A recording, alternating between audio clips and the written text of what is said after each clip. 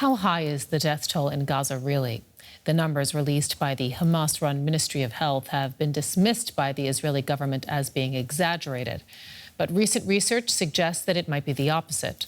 A new study from the University of London researcher Michael Spagat finds that between October 7th, 2023 and January 5th, 2025, some 75,200 Palestinians in Gaza died a violent death as a direct result of the war.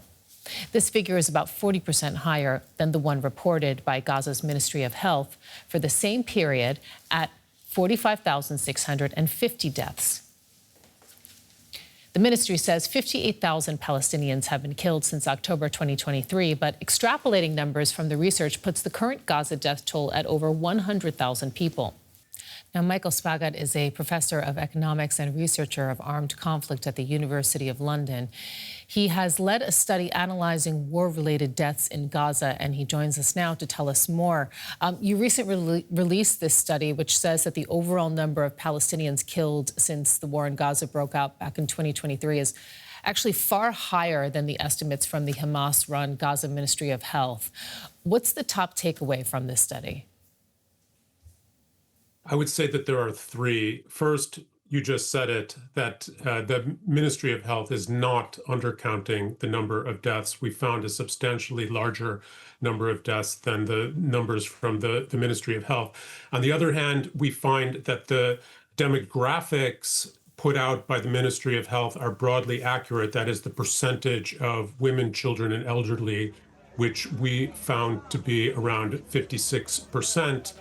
And third, we've got the first ever estimate of nonviolent deaths in the war. And if you take that estimate and subtract off the number of deaths that you would expect to have occurred without the war, we get about 8,500 nonviolent excess deaths, that is above baseline number of deaths. So then, I mean, the Hamas-run Gaza Ministry of Health, it says that the number of those killed in Gaza is over 58,000. Your study estimates it's more than 75,000. Their figures have been generally accepted as relatively accurate in the past. Why might their estimates be much lower than the reality? Because they're trying to capture deaths one by one. If you look at the information that they put out, it's a list. It lists individual people killed, and it's not really possible to capture every single death one by one in the chaotic environment of war. They're doing, I think, a remarkable job capturing what they are able to capture and to put it out with a degree of transparency that they've been putting out. But I think it's just not possible in real time to capture everything. Israel claims at least 20,000 of those killed are Hamas operatives in Gaza. Can you verify that? No, I can't verify that. We don't have a question on our survey that asks whether people were civilians or combatants. What I would say is that Israel has never really provided any evidence to back up that figure. It's just kind of a number that they put out there. Now, they may have behind the scenes some evidence, but if so, I would like to see it. So I'm skeptical of that number. But based on our survey, we can't really address that issue directly. How exactly did you arrive at your numbers?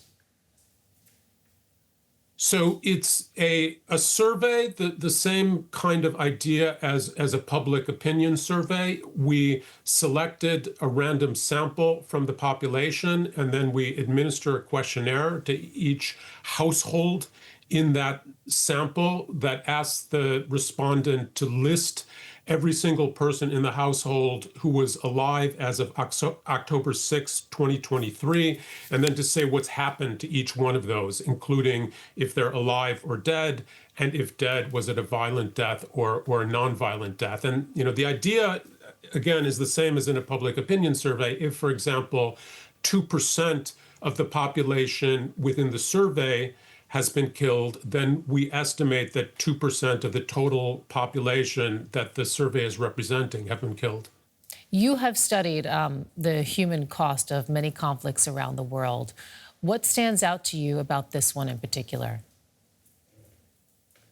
So the first thing I would say is simply the percentage of the population, the very high percentage of the population killed within a very short period of time. You can find plenty of wars in the or at least some wars in the 21st century where there have been more people killed. For example, in the Ukraine-Russia war, there have definitely been more people killed, but those are big countries with big populations, and Gaza is a very small place with a small population. So that percentage killed, which I think is now up around 4%, is really high, and especially for such a short period of time.